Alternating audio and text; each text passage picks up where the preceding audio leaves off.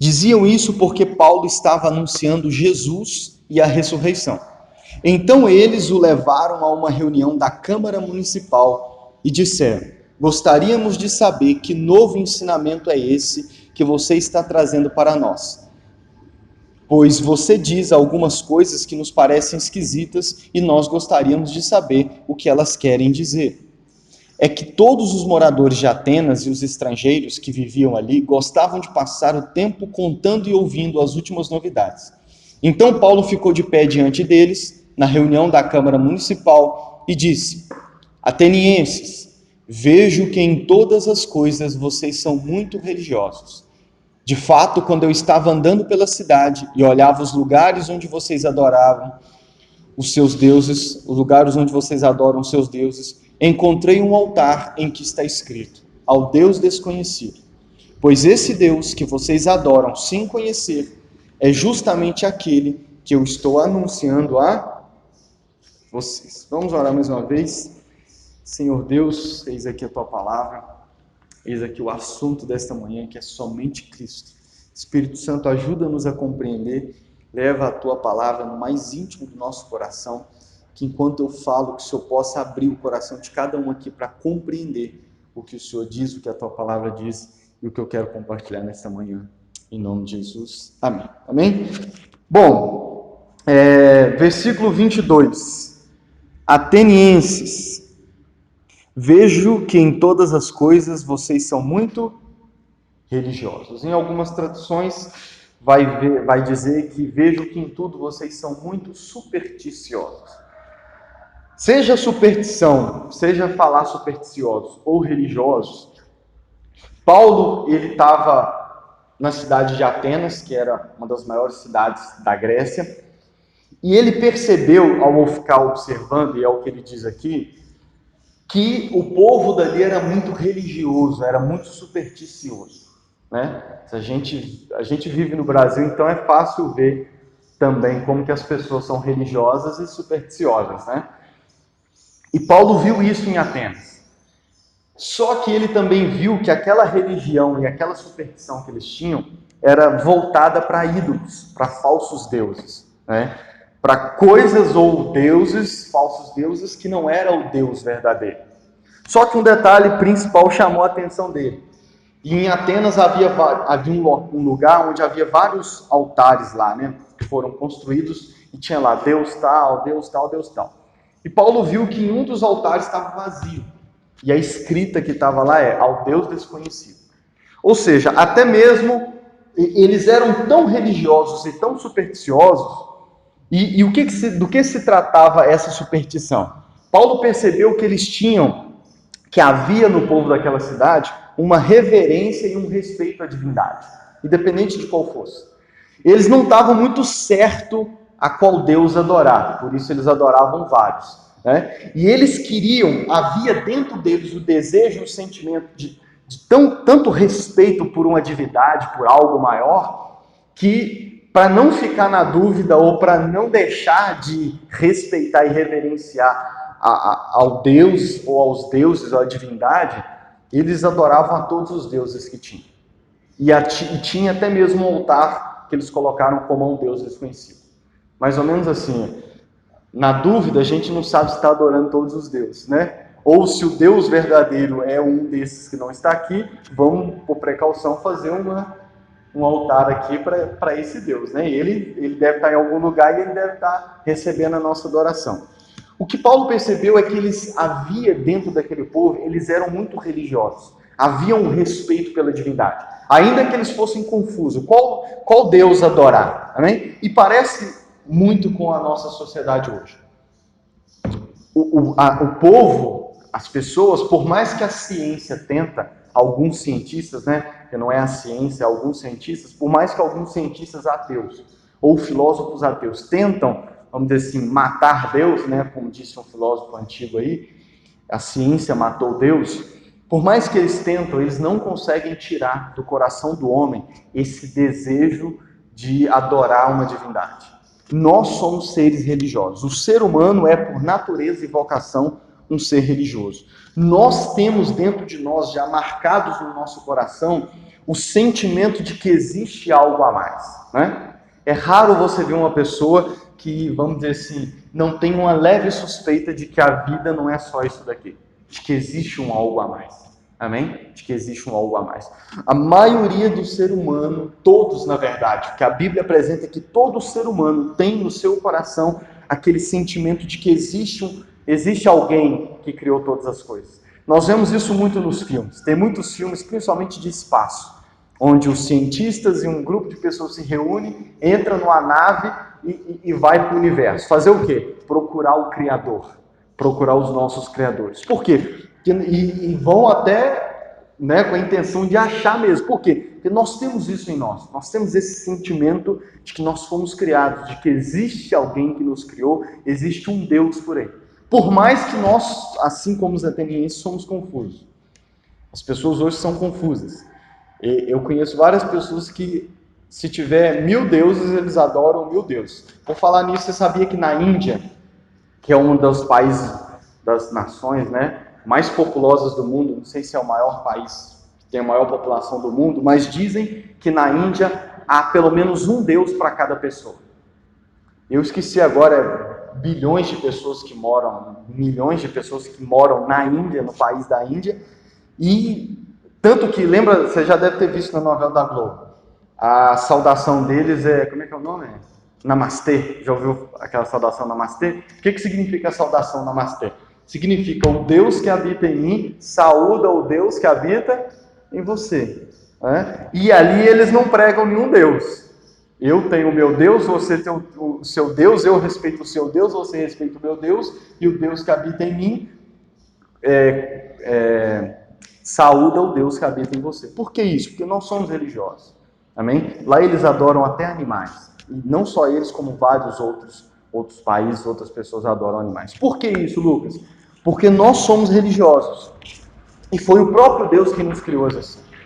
Por que nós temos esse sentimento? Primeiro, porque de fato nós somos criados. Amém?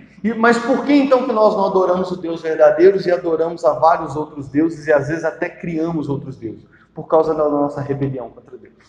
Amém? Nós nos rebelamos contra o Deus verdadeiro. Só que como nós somos seres religiosos e não conseguimos deixar de adorar, de servir, né, de nos devotar à divindade, ao Criador, nós então, ao invés de adorarmos o Deus verdadeiro, a gente cria outros deuses. Mas não conseguimos deixar de adorar. Lucas, mas e os ateus? Os ateus também são religiosos. Eles também são religiosos. Mas sobre isso aí nós falamos em outro momento. Melhor falar sobre isso num estudo, né?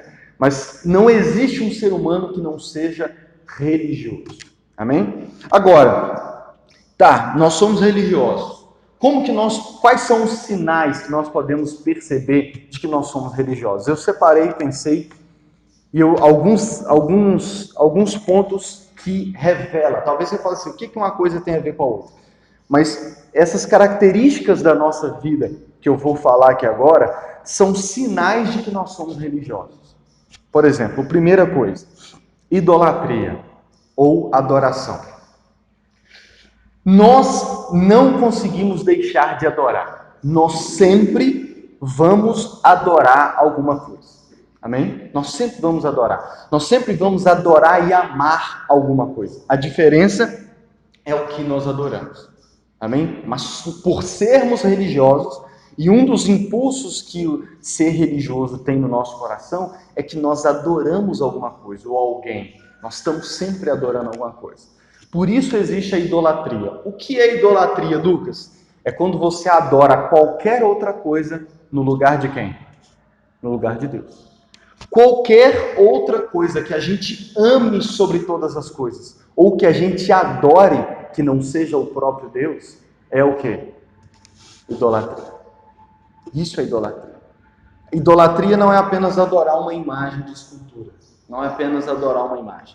A idolatria é adorar, amar e servir qualquer outra coisa ou qualquer outra pessoa que não seja o próprio Deus. E por que nós somos idólatras? Porque nós somos religiosos. Só que nós somos tão rebeldes para com Deus verdadeiro que ao invés de adorar a Ele, de amar a Ele, servir a Ele, nós acabamos adorando outras coisas. Então, a adoração é um dos sinais de que nós somos religiosos. Amém? A segunda coisa, e detalhe, não, deixa eu parar aqui. Adoração. Eu conheço várias pessoas que adoram várias coisas ao mesmo tempo. Uma vez uma pessoa perguntou assim para mim: Lucas, você acha que eu estou mais para espírita, evangélico, católico? O que você acha? Eu falei assim: posso ser sincero? Ela: pode. Eu falei: você parece um liquidificador. Ela: como assim? Eu falei: você joga tudo dentro do liquidificador, bate e faz uma coisa só. Você pega de tudo um pouco, põe dentro de você e bate aquilo tudo dentro de você. Por isso, para mim, isso é igual um liquidificador. Você adora várias coisas ao mesmo tempo. E o detalhe é que você não percebe que, às vezes, uma coisa que você adora é contrária a uma outra que você adora. Ou seja, você é perdida. Você é perdido. Você ainda não definiu. Não estou nem entrando no mérito se está certo ou se está errado o que você adora. Mas você ainda não decidiu o que você adora. Amém? Mas, esse é um exemplo de que nós adoramos qualquer outra coisa. Então, nós somos idólatras por causa disso. Por isso, Paulo, uma das coisas que ele viu aqui nos atenienses é isso. Eles adoravam a vários ídolos. A segunda coisa que é uma expressão da nossa religiosidade é a esperança. Você tem esperança? Você é uma pessoa esperançosa? O que é esperança? A esperança, a nossa esperança nada mais é do que os desejos e o anseio que tem no nosso coração. E eu penso em três coisas que revelam a nossa esperança. A nossa esperança é o desejo e o anseio que nós temos por felicidade, paz e uma vida perfeita. Todo ser humano tem a esperança ou deposita a sua esperança em algo. E essa esperança é o que nós ansiamos por uma vida de paz, felicidade e uma vida perfeita. A maioria do ser humano está em busca disso. Paz, felicidade e tendo essas duas coisas, para ele a vida dele está perfeita. Essa é a esperança que nós temos. Todos nós temos uma esperança de paz, felicidade e de alcançar uma vida perfeita. E aqui entra um detalhe. A visão que eu tenho de vida perfeita pode ser diferente da sua visão de vida perfeita. Vida perfeita para mim pode ser uma coisa, para você pode ser outra. Tem pessoas que vida perfeita para ele é ter muito dinheiro. Tem pessoas que vida perfeita para ele é não ter nenhum problema, ser livre de qualquer problema. Tem pessoas que vida perfeita para ele seria ele casar com a pessoa porque ele é apaixonado. Nós temos um ideal de vida perfeita dentro de nós. Você já se pegou pensando assim: poxa, enquanto eu não conseguir tal coisa, eu não vou ficar feliz. Enquanto eu não conseguir minha casa própria, eu preciso ter uma casa própria para mim então ser feliz. Eu preciso ter o meu carro, o carro tal, ou o carro do ano, ou qualquer carro, e então eu vou ser feliz. Nós temos essa esperança dentro de nós. Nós ansiamos e desejamos por paz, felicidade e uma vida perfeita. E qual que é o detalhe? É que nós buscamos isso. Nós corremos atrás disso. Amém? E detalhe também, é que nós depositamos essa esperança em algo ou em alguém. Como eu disse, tem pessoas que depositam a sua esperança no dinheiro. E elas pensam assim: quando eu for um empresário de sucesso, tiver muito dinheiro, quando eu for um milionário ou um bilionário, então eu serei feliz. Então eu estarei realizado. Tem pessoas que jogam na Mega Sena todos os dias ou todas as semanas, porque elas depositam nisso a sua esperança.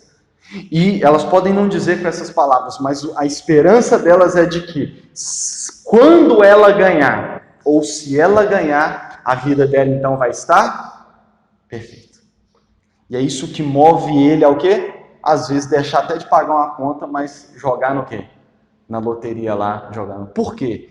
Você pode achar que ele só está tentando tirar um dinheirinho fácil, mas não. Tem pessoas que a esperança, o anseio, aquilo que ela mais deseja, E a visão de vida perfeita que ela tem, de felicidade, de paz, está depositada onde? Nela ganhar na loteria. E nós depositamos em várias coisas a nossa esperança. Nós desejamos e fazemos disso nossa esperança, porque para nós se torna a vida perfeita que sonhamos, que nos trará paz e felicidade. Então, como eu disse, a sua definição de felicidade é diferente da minha definição de felicidade. Né? Tem gente que, se tiver um canto para encostar, se tiver ali um dinheirinho para pagar a conta, alimentar a sua família, para ele, ali está a paz e ali está a felicidade. Tem pessoas que são simples, mas tem outras pessoas que já são ricas, são milionárias, mas elas querem ser as mais ricas. Por quê? Porque quanto ela mais tem, mais ela quer. Ela deposita nisso a sua esperança. E isso é um dos sinais de que nós somos religiosos. No fundo, tudo isso são sentimentos, são a nossa religião nos impulsionando a várias dessas coisas. E eu vou explicar melhor à medida em que for caminhando. Terceira coisa, confiança. Salmo 20, versículo 7 diz assim: alguns confiam em carros, outros em cavalos. Nós, porém, confiamos no nome do Senhor. O que eu quero destacar é que nós não conseguimos viver sem confiar em alguma coisa. Nós confiamos em algo para viver. A diferença é em que ou em quem nós confiamos. Aquilo em que eu confio é aquilo sobre o qual eu vou construir e basear a minha vida.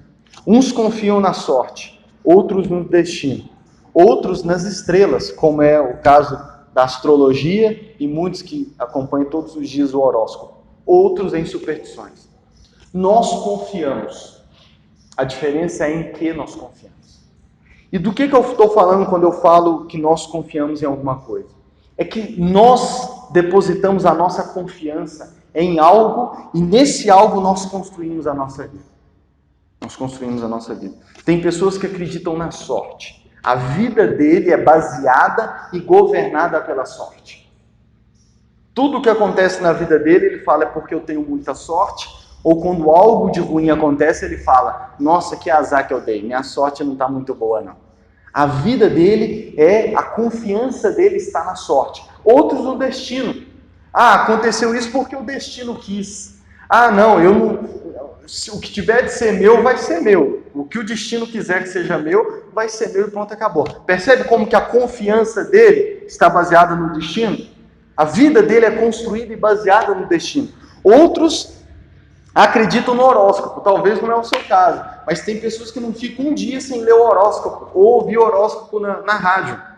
E quando o horóscopo diz lá, hoje o seu dia vai ser tal coisa, fique atento e cuidado com as amizades, você pode estar convivendo com um traidor, né? Porque é mais ou menos isso, né? Aí ele já fica o quê? Ele já vai trabalhar já procurando o traidor. Por quê? Porque a vida dele está baseada no quê? No que o horóscopo diz, no que as estrelas dizem, no que os astros dizem. E a maioria das pessoas confiam nas superstições. Por exemplo, você já andou com um trevo de 4 folhas na sua carteira? Para trazer sorte? Tem pessoas que colocam ferradura de cavalo. Tem pessoas que andam com pé de coelho. Tem pessoas que não passam debaixo de uma escada. Por quê? Porque traz azar. Tem pessoas que, se ele quebrar um espelho, a vida dele quase que acaba. Por quê? Porque dizem as superstições que se você quebrar um espelho é mais sorte. É sinal de que alguma coisa ruim vai acontecer na sua vida. Tem gente que, como eu ouvi recentemente, eu até mencionei semana passada, esses dias eu pisei numa bosta e uma pessoa me falou que era sinal de sorte. Eu falei assim, que sorte é essa, né? Que é baseada em pisar numa bosta. Mas, irmãos, esses são exemplos simples, mas que percebe como que aparentemente pode ser até bobo. Você fala, poxa, nossa, é até bobo o exemplo que você está usando. Mas são exemplos vívidos de que nós depositamos a nossa confiança em alguma coisa. Amém? Nós depositamos a nossa confiança em alguma coisa. Nós não vivemos sem confiar a nossa vida em alguma coisa. A diferença é em que nós confiamos. A diferença é em que nós confiamos. Por exemplo, outro exemplo simples. Tem jogadores de futebol, talvez você já viu, que na hora que eles vão entrar no campo para jogar, eles param e entram com o pé direito. Já aconteceu alguma coisa na sua vida que a pessoa virou e falou assim, uai, acordou com o pé esquerdo hoje? E tem pessoas que de fato acreditam nisso, eles acreditam que o pé que eles pisam ou descem da cama vai definir a sua vida, o seu futuro. Estão entendendo? Está dando para entender? Por quê? Porque nós confiamos em algo. E o detalhe é que naquilo em que confiamos, nós vamos construir a nossa vida sobre isso. Nós vamos basear a nossa vida sobre isso. Amém? Tem pessoas que se passa debaixo de uma escada e ele já fica todo preocupado, porque vai dar má sorte, cadê? Já fica esperando a desgraça acontecer. O que isso significa? É que ele está baseando a vida dele naquela superstição. Amém? Tem pessoas que começam a segunda-feira, acordei com o pé, desci com o pé direito. Ah, minha semana hoje vai ser boa. Por quê? Porque na segunda-feira eu desci da cama com o pé direito. E aí ele começa a semana animado. Baseado em quê? Baseado no fato de que ele desceu da cama com o pé direito. Tá percebendo? Entende? Como que são exemplos de como que nós, seres humanos, construímos e baseamos a nossa vida confiando em alguma coisa. E aí, como diz o Salmo, uns confiam em carros, outros em cavalos. Uns confiam em superstições, outros no destino, outros na sorte. Tem pessoas que, por exemplo, vou te dar um exemplo, tem pessoas que entram dentro de um carro sem cinto de segurança, sai dirigindo igual um abestado, sem respeitar os limites de velocidade. Por quê? Por que ele faz essa loucura? Porque ele acredita no destino. Se for o meu dia, não tem nada que eu faça que vai impedir isso. Se for o dia de eu morrer, se for o dia de acontecer alguma coisa comigo, vai acontecer de todo jeito. Então não importa se eu sigo os limites de velocidade ou não. Não importa se eu vou entrar numa curva fechada a 120 por hora. Se for o meu dia, vai ser, velho.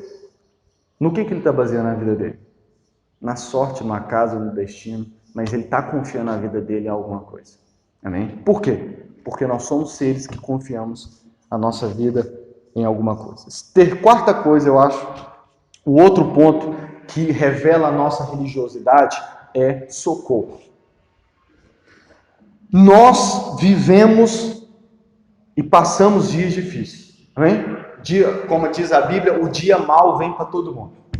É impossível viver uma vida sem problemas. É impossível. Por isso que, é até um ponto, se alguém acha que quando ela não... eu vou ser feliz e a minha vida vai ser perfeita o dia que eu não tiver mais problema. Então você nunca vai ser feliz, nunca vai ter uma vida perfeita. Porque não tem como viver nessa vida sem problemas. A Bíblia diz que Deus faz levantar o dia mau sobre os bons, sobre os justos e sobre os injustos. É algo que, independente se você é religioso ou não, independente até mesmo se você é cristão ou não, o dia mau vai vir para todos. E o detalhe é que no dia mau nós procuramos socorro. Nós procuramos socorro. Sempre quando nós passamos por um dia mau, ou por um momento difícil na nossa vida, por uma dificuldade na nossa vida, nós vamos buscar socorro. Amém? É natural do ser humano buscar socorro, buscar ajuda. Amém? Buscar socorro e ajuda em alguma coisa.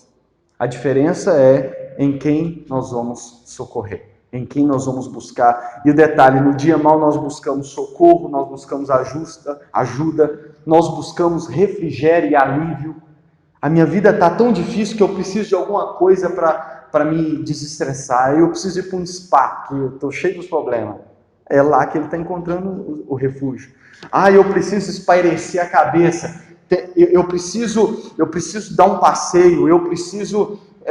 Tem pessoas que encontram nas drogas o seu refúgio, o seu socorro, o seu alívio. Amém? Nós encontramos, nós buscamos. Nós não conseguimos passar por dias maus sem buscar socorro em alguma coisa. A diferença é em o que nós encontramos socorro. O Salmo 121, diz assim: levanto os meus olhos para os montes e pergunto, de onde virá o meu socorro? Eu não consigo deixar de lembrar do Chapolin Colorado. Já assistiu? Quando as coisas apertavam, o que eles diziam? E agora? Quem poderá nos defender? E posso te falar, ali está uma frase que ilustra bem o sentimento de todos nós. Você pode não dizer essas palavras, mas no dia em que você está triste, no dia em que você está angustiado, no dia em que algo ruim acontece na sua vida, o dia em que vem a noite escura sobre a sua vida, você pode não dizer isso em palavras, mas no seu coração você diz assim: e agora? Quem poderá me defender? Quem vai me socorrer? Quem vai me ajudar? Onde eu vou encontrar alívio? E o detalhe é que nós sempre vamos depositar o nosso socorro, o nosso alívio em alguém. Nós queremos sempre um Salvador. E aqui eu não estou falando só de salvação, vida eterna, não. Estou falando de salvação para a vida. Para a vida. Vou dar um exemplo bem claro. Você já perdeu um ente querido seu? Um ente querido mesmo? Sabia que no luto, principalmente dependendo do nível de relacionamento que nós temos com a pessoa, nós queremos um Salvador? E agora que fulano morreu, o que eu vou fazer sem fulano? Eu não vejo a minha vida sem fulano, então eu preciso de uma salvação, eu preciso de um Salvador. Eu preciso de alguém ou de algo que me ajude a passar por isso, porque sem fulano eu não vivo. Tem um livro eu já li que em 2008, quando teve, acho que é 2008 mesmo, quando teve a crise nos Estados Unidos, acho que é nos Estados Unidos mesmo, uma crise financeira nos Estados Unidos, acho que é a quebra da bolsa, não lembro os detalhes, tem um tempo que eu li sobre isso. Mas eu li falando que muitos empresários se suicidaram. Por quê? Porque agora que a crise financeira chegou, que os negócios baixaram, o que eu vou fazer da minha vida? E eles encontraram salvação na onde? No suicídio. Você já ouviu a frase, já deve ter ouvido a frase, principalmente no mês de setembro, que a pessoa, o suicida, não quer morrer, ele quer matar a sua dor? Já deve ter ouvido essa frase no Setembro Amarelo? Ela é espalhada por aí. O suicida não quer se matar, ele quer matar a dor que tem dentro dele. Nós, quando passamos por dor, por sofrimento, por dias maus, nós vamos buscar alívio, refúgio, salvação em alguma coisa ou em alguém. E, infelizmente, cada dia mais pessoas se encontram em tirar a sua vida, ou pelo menos acham que no suicídio elas vão encontrar esse refúgio, esse alívio, esse socorro. Entenda que o dia mau vai vir para todos nós, e nós vamos encontrar socorro em alguma coisa.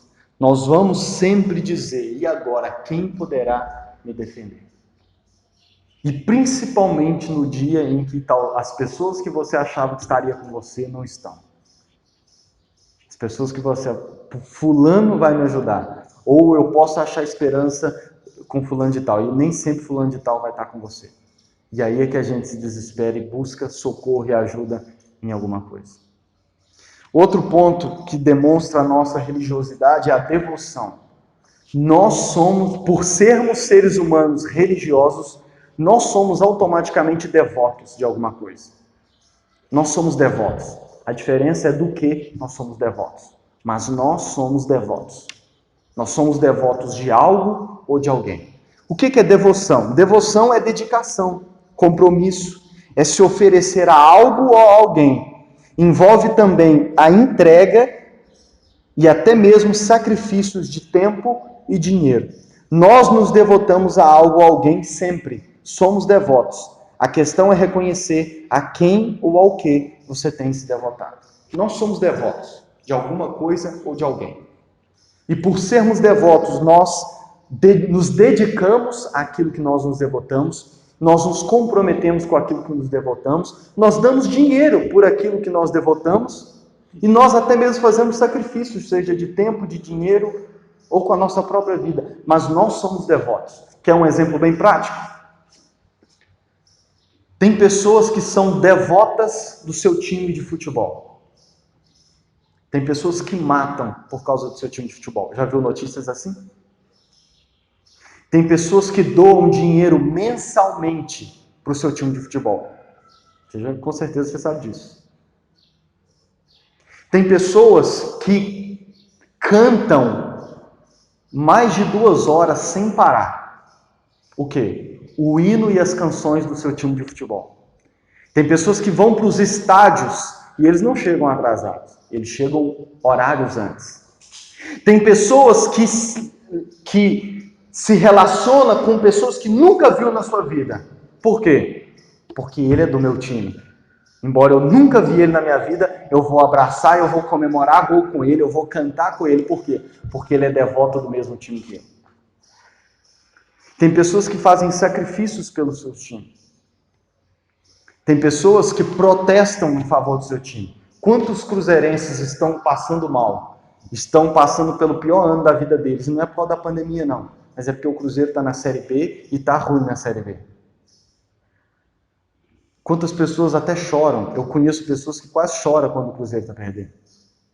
Conheço pessoa que esmurra a parede quando o Cruzeiro está perdendo. Isso demonstra o quê? Devoção. Devoção. Você já viu propagandas de futebol que diz assim, é muito mais do que futebol? É muito mais do que paixão? Para muitos, não estou dizendo para todos, mas para muitos a religião, o futebol é a sua religião, é aquilo em quem ele se devota. Ele dá dinheiro para isso, ele oferece sacrifício. Dia dos Pais, no domingo, ele deixa de almoçar com o pai para ir ver um jogo do seu time. Ele entra no estádio e fica cantando. Enquanto o time está jogando, ele fica cantando, ele grita. E se o time está ruim, aí é que ele grita mais. Para quê? Para incentivar o seu time a jogar. Tem pessoas que até mesmo nessa situação difícil que o Cruzeiro está passando, ele não larga, não abre mão do seu time. Não abre mão do seu time. E se ele pudesse matar todos aqueles que fizeram o Cruzeiro chegar onde está, ele matava. Estou mentindo? Por quê? Porque ele é devoto. Devoto. Ele canta canções para o seu time. Já reparou que os jogos normalmente acontecem no domingo? O jogo é domingo, mas eles passam a semana inteira falando do jogo que vai acontecer no domingo? E quando acontece o jogo, na semana seguinte, sobre o que eles falam? Sobre o jogo que passou, como que foi e o próximo que está vindo. Já reparou que tem canais na televisão que é futebol 24 horas? E você pergunta assim, como que uma pessoa pode falar e pensar em futebol 24 horas? Porque ela é devota. Nós somos devotos. A diferença é do que ou a quem nós nos devotamos. Tem pessoas que são devotas de artistas, sabia disso? Basta você ver as notícias de quando cantores estrangeiros vêm no Brasil, pessoas que vão 4 dias antes para a fila para não perder o seu ingresso. Percebe? Tem pessoas que são devotas da empresa em que trabalham. Até no domingo, quando vai fazer compra no mercado para o almoço, às vezes eles põem o uniforme da firma e vai. É sério, gente? Nós somos devotos. A diferença é a que nós nos devotamos. E o principal de tudo é que nós ansiamos por salvação. Nós queremos salvação. Nós, no fundo, reconhecemos que precisamos ser salvos. Nós, no fundo, reconhecemos que precisamos ser salvos, que somos pecadores. E por isso, nós temos o impulso de querer fazer algo para sermos salvos. Tem pessoas que ajudam as pessoas na rua, tem pessoas que fazem boas obras, mas não é, na maioria das vezes, por causa da pessoa em si. Tem pessoas que todos os meses, todo dia, saem para dar sopa para alguém no pronto-socorro. Mas se você for analisar bem, não é por causa da pessoa que ela está fazendo. Ela está fazendo porque, no fundo, ela acredita que se ela for uma boa pessoa, de que se ela ajudar a pessoa, de que se ela der uma sopa ali para a pessoa todo dia, ela vai ser salva e vai para o céu. Então, de certa forma, ela não está fazendo pela pessoa. Ela está fazendo por ela mesma. Consegue perceber isso? Ela está fazendo por ela mesma. Por quê? Porque eu não estou fazendo por causa do Márcio. Eu estou fazendo porque, se eu fizer isso, eu nem lembro, às vezes eu nem lembro o nome do Márcio. Ah, qual é o nome da pessoa que você ajudou? Rapaz, eu nem lembro. Por quê? Porque eu não estou fazendo pelo Márcio, eu estou fazendo por mim. Porque se eu fizer isso, o cara lá de cima vai olhar, vai anotar no caderninho dele e eu vou ser salvo no final das contas. Consegue entender isso? Por quê? Por que nós fazemos isso? Porque no fundo, nós sabemos que precisamos de salvação. E procuramos algum meio para alcançar essa salvação. Amém? Procuramos algum meio para encontrar essa salvação. Lucas, por que você está falando disso tudo? E eu achei que o tema seria somente Cristo. Mas é exatamente sobre isso. Só que antes de eu falar sobre somente Cristo, eu preciso te ajudar a entender Por que nós ansiamos? Eu preciso te ajudar a entender como que nós somos religiosos, como você é religioso, como eu sou religioso e como isso se manifesta na nossa vida. Nós temos um anseio pelo Criador dentro de nós. E foi Ele mesmo quem colocou dentro de nós. Só que por causa da nossa rebeldia para com Deus, porque nós nos rebelamos contra o Deus verdadeiro, nós não, mesmo ignorando o Deus verdadeiro, nós não conseguimos deixar de ser religiosos. Nós não conseguimos deixar de depositar a nossa esperança em alguém. Nós não conseguimos deixar de adorar alguém. E aqui deixa eu te dizer, às vezes nós adoramos pessoas, sabia disso? Nós adoramos pessoas. Nós idolatramos pessoas. Tem marido que idolatra a sua esposa. Você sabia que tem pessoas que idolatram seus pais? Tem pessoas que não fazem nada se o pai não agradar, se o pai não gostar. Tem pessoas que vivem buscando a aprovação dos seus pais.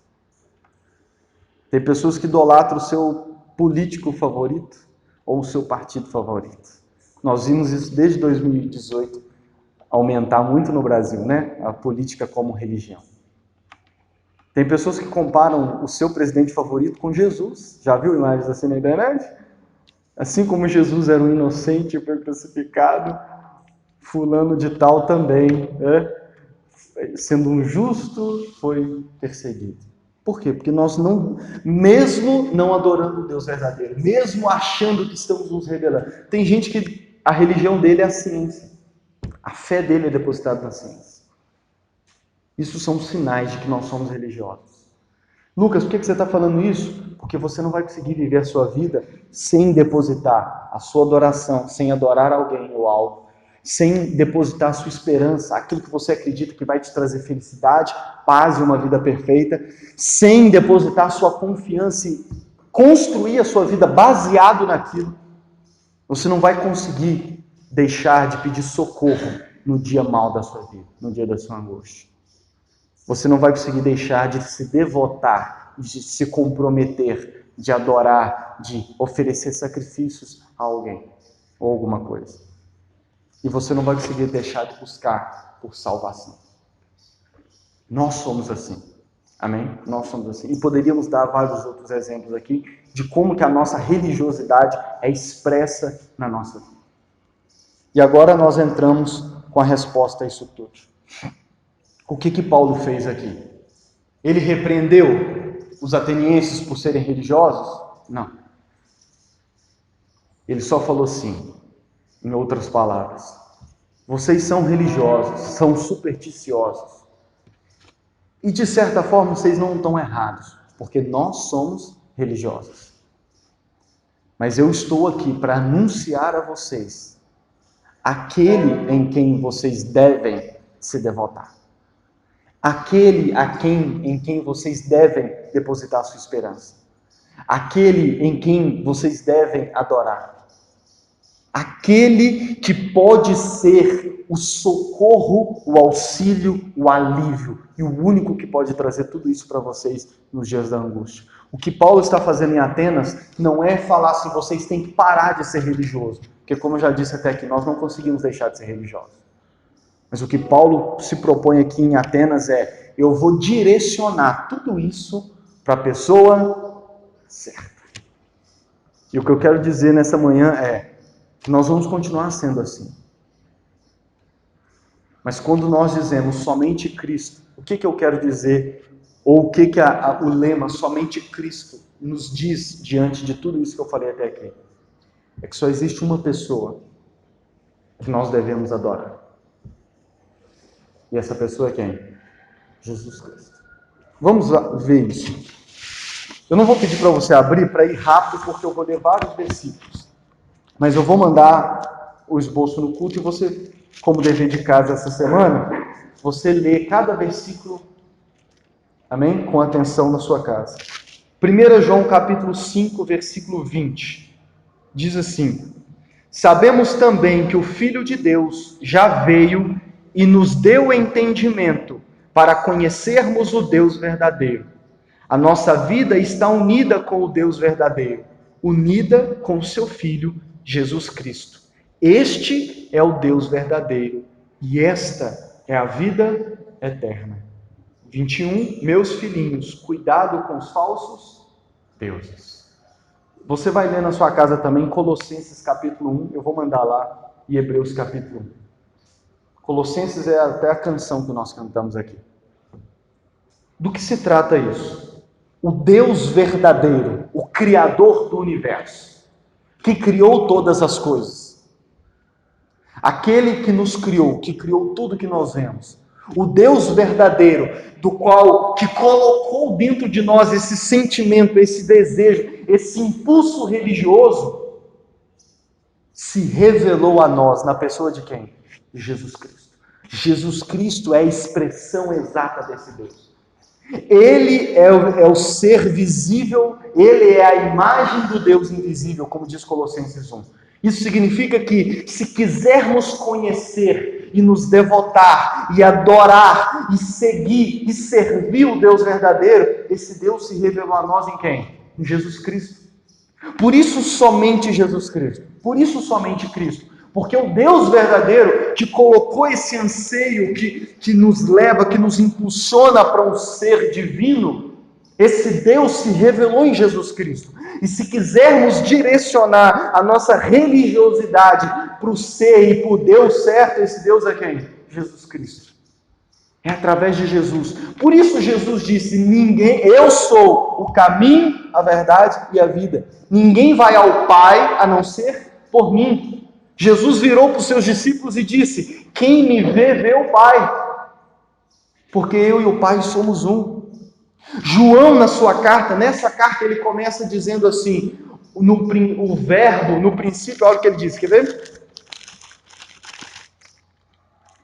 Estamos escrevendo a respeito da palavra da vida, que existiu desde a criação do mundo. Nós a ouvimos e com nossos próprios olhos a vimos. De fato, nós a vimos e as nossas mãos tocaram nela. Quando essa vida apareceu, nós a vimos. E é por isso que agora falamos dela e anunciamos a vocês a vida que estava com o Pai e que nos foi revelada. De quem que ele está falando? De Jesus. Ele está dizendo, a vida verdadeira, o Deus verdadeiro, o Criador de todas as coisas, quando Ele se revelou, nós vimos, porque eles andaram com Jesus. Nós tocamos, olha que privilégio, nós estávamos lá, porque Ele é o Deus verdadeiro. Portanto, nós somos religiosos, e não há nada de errado nisso, desde que nós dediquemos e direcionamos a nossa religião para quem? Para Jesus Cristo. Quando te perguntarem assim, qual é a sua religião? Responda, Jesus Cristo. Jesus é a nossa religião. Ele é a nossa religião. A palavra religião significa religar, no sentido de religar com Deus. Jesus é o único que faz isso. 1 Timóteo, Paulo diz que só há um mediador entre Deus e os homens. Só há um que liga o ser humano com Deus. E esse alguém é quem? Jesus Cristo. Por isso é somente Jesus. Amém? Por isso nós adoramos somente a Ele. Por isso nós não podemos idolatrar. Por isso temos que fugir dos ídolos, dos falsos deuses. Porque somente Jesus é a expressão exata de quem Deus é. Mas vamos falar de esperança também. Tito.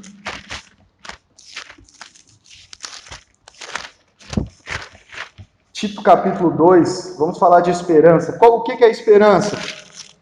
É o nosso anseio por felicidade, paz e vida perfeita. Ô Tito, cadê você? Achei. Olha o que diz Tito 2, versículo 11. 11 a 13. Pois Deus revelou a sua graça para dar a salvação a todos. Essa graça nos ensina a abandonarmos as descrenças e as paixões mundanas e a vivermos neste mundo uma vida prudente, correta e dedicada a Deus, enquanto ficamos esperando o dia feliz em que aparecerá a glória do nosso grande Deus e Salvador, Jesus Cristo. Foi Ele quem se deu a si mesmo por nós, a fim de nos livrar de toda a maldade e de nos purificar, fazendo de nós um povo que pertence somente a Ele e que se dedica a fazer o bem. O que Tito está dizendo? Que a nossa esperança, o nosso anseio por felicidade, por paz, o nosso anseio por uma vida perfeita, por uma vida boa, né? Que vida boa! Sapucaí na Lagoa, lembrei da música aqui agora. Né? Nessa música o cara está dizendo que a vida boa dele é estar lá no cantinho dele, lá na roça dele, lá, vendo o sapo cair na lagoa lá. Mas para nós cristãos, ou se você quer saber o que é ser cristão é depositar a nossa esperança em quem? Em uma pessoa, Jesus Cristo. É fazer dele a razão da nossa felicidade. Eu não sou feliz porque eu sou casado com a Jenny. Eu não sou feliz porque eu tenho um emprego, porque eu estou ganhando X valor, porque eu tenho uma família linda. Eu não sou feliz porque eu não peguei coronavírus em pleno 2020. Eu não sou feliz porque eu tenho um carro na garagem, porque eu tenho uma casa própria e porque eu tenho 2, 3. Eu não sou feliz por nada dessas coisas. A razão da minha felicidade é quem? Jesus Cristo. Eu não tenho paz porque eu não tenho problema. Eu não durmo em paz à noite, igual eu fiz o psicotécnico esses dias para mobilizar uma nova empresa, e uma das perguntas que eles fazem é isso: dorme bem à noite?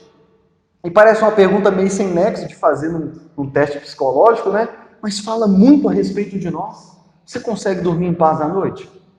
Agora a pergunta é, se sim, por qual razão você dorme em paz à noite?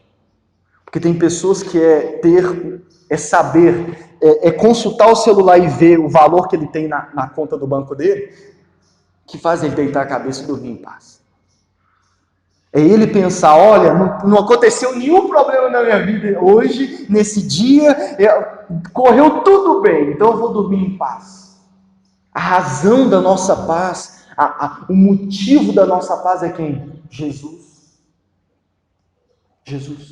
Jesus disse em João 14, a minha paz, deixo-vos a minha paz vos dou. Só que eu não dou como o mundo dá. A razão da nossa felicidade, da nossa paz, deve ser quem? Jesus. Você lembra da história de os discípulos estavam no barco e uma tempestade assolava o barco a ponto do barco quase destruir. O que Jesus estava fazendo? Dormindo. Isso é paz. Isso é paz. Conta-se uma história de que ofereceram um grande prêmio, estou contando do meu jeito aqui, um grande prêmio para quem pintasse um quadro que melhor representasse paz. E quando foi julgar os quadros lá, um homem pintou um quadro com uma tempestade em alto mar, de um jeito que as ondas batiam numa rocha, aquele negócio todo. E a pessoa virou, e o avaliador virou e falou assim, mas espera aí, não era para pintar sobre paz? Ele, então, tá aí. Ele, como que isso, uma tempestade em alto mar pode representar paz? E ele disse assim, reparem, aquele pombo no ninho dele, lá no meio daquela rocha. Olha como ele está sereno em meio a uma tempestade. E ele diz assim, isso é paz. Paz não tem a ver com as circunstâncias estarem bem na nossa vida. Paz é algo que, independente da circunstância, nós temos. E eu acredito que a gente só vai saber lidar com os problemas e resolvê-los se a gente estiver em paz. E aí é que está. Se a sua paz é depositada nas circunstâncias da sua vida, no dia mau você não vai conseguir dormir. Por isso que a razão da nossa felicidade, da nossa paz, ou seja, resumindo, a nossa esperança deve estar em quem? Em Jesus. Porque, como diz a canção, não temo mais o mar, pois firme está minha fé. No meu barquinho está Jesus de Nazaré. Amém? Isso é estar em paz. Se eu deposito a minha esperança em Cristo. E Lucas, o que é uma vida perfeita para você? O que tinha que acontecer na sua vida para a sua vida ser perfeita? Hoje, como cristão, Jesus voltar. Jesus voltar. Porque quando Ele voltar, Ele já me salvou e eu vou viver com Ele eternamente. Você quer vida perfeita melhor do que essa? Eu poderia ganhar na Mega Sena, não que eu jogue, mas ainda que eu cismasse, sem julgar eu ganhava. Imagina, do nada alguém aparecesse e falasse assim, eu vou te dar a minha herança de 2 milhões de dólares aí, vou te dar. Você vai virar milionário da noite pro dia. Você vai poder ter os carros que você quiser. Ainda assim, posso ser sincero, ainda assim, para mim, eu não diria, agora eu sou feliz. Agora a minha vida está perfeita. Porque a minha esperança de vida perfeita não é depositada em nada nessa terra. É depositada em quem? Em Cristo. E somente nele. Portanto, se eu o tenho, eu tenho tudo. É isso que Davi quis dizer quando ele disse: se o Senhor é meu pastor, nada me faltará. Se ele é o meu pastor, e quem é o bom pastor? Jesus é o bom pastor. Ele deu a vida pelas ovelhas. Ele é o bom pastor. Se ele é o meu pastor, de nada tenho falta, eu não preciso de mais nada. Se eu tiver, bem. Se eu não tiver, amém, porque eu não dependo de nada dessa vida. A minha esperança está depositada em quem? Nele. Vida perfeita para mim é o dia em que ele voltar. Como diz uma outra canção, deixa para descansar no céu. Aqui na terra é dureza, seja valente e fiel. Descanso verdadeiro só quando ele voltar.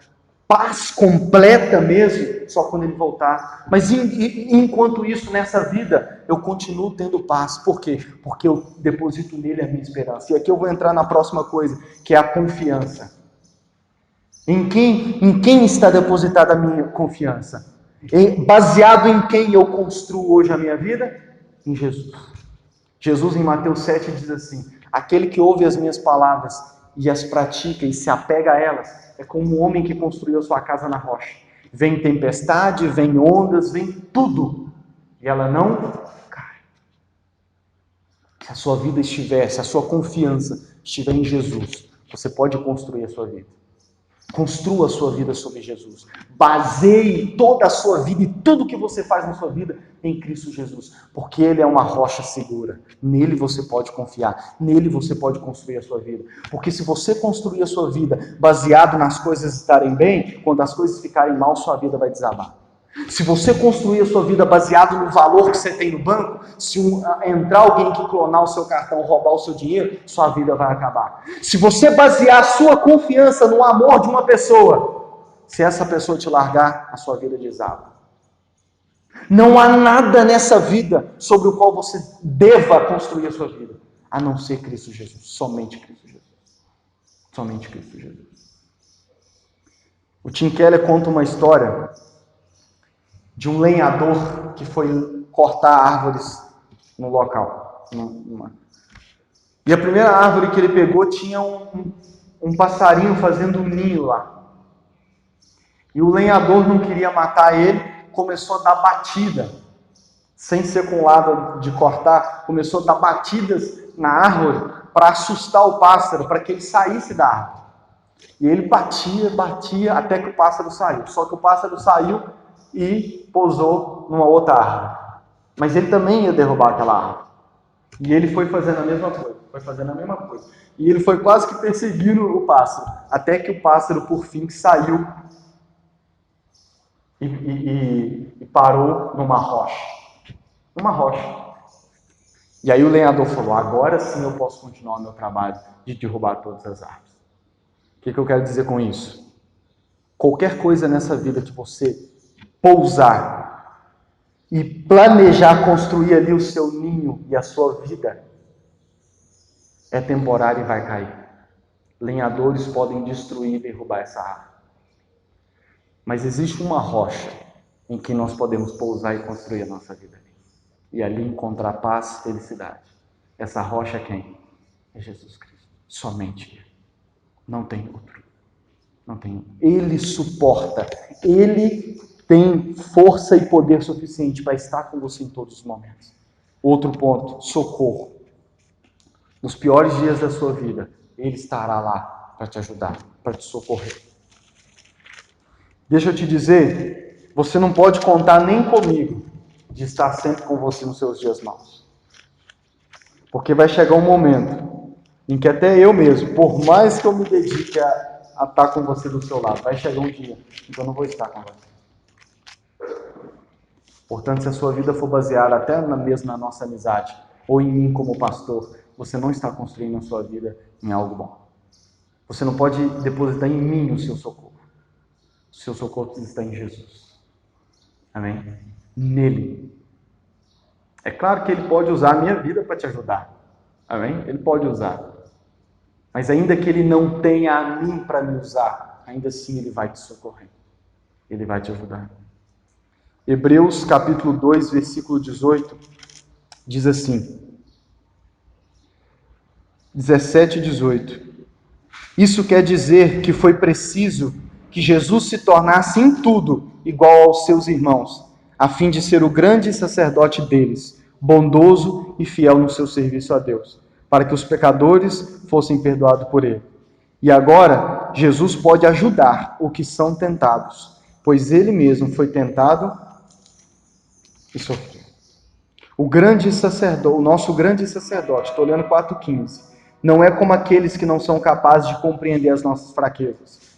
Pelo contrário, temos um grande sacerdote que foi tentado do mesmo modo que nós, mas não pecou. Por isso, tenhamos confiança e cheguemos perto do trono divino, onde está a graça de Deus.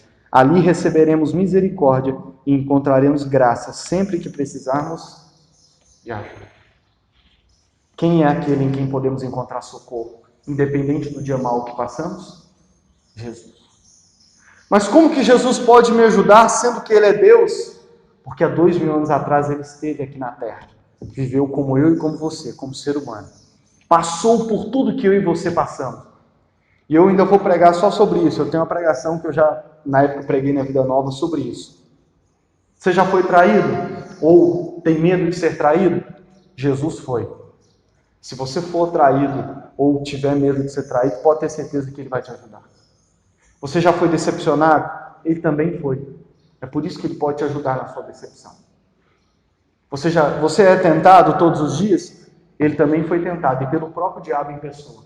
Mas Ele resistiu à tentação. Por isso que Ele pode te ajudar nos momentos de tentações. Enfim, tudo que nós passamos, Ele passou. Para quê? Para que Ele pudesse nos compreender.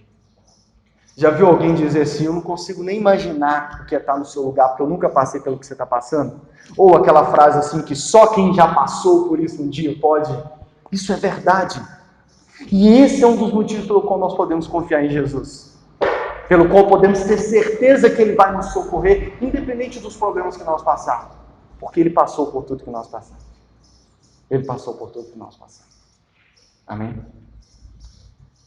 E não tem como não dizer, sendo assim, a quem nós devemos devoção, com quem nós devemos nos comprometer, por quem vale a pena oferecer sacrifícios de tempo, de dinheiro, seja o que for.